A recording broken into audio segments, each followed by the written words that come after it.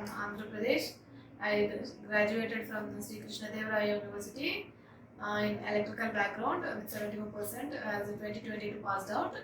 And recently I got placed in SLK company, and I attended so many interviews like Wipro, Virtusa, and so many interviews, but I didn't clear that because there is no lack of skills. When I was joined in JSpiders Hebbal, I learned so many technical skills like Java, SQL, web technology. These languages helped me a lot in cracking interviews.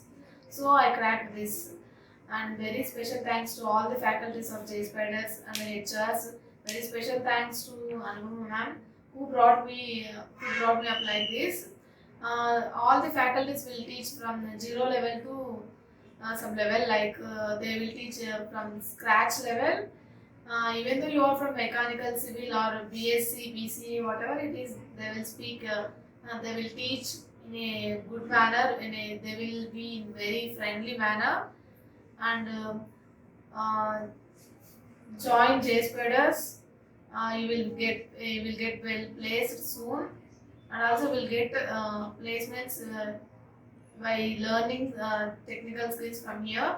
And thanks for JSpiders Hebbal.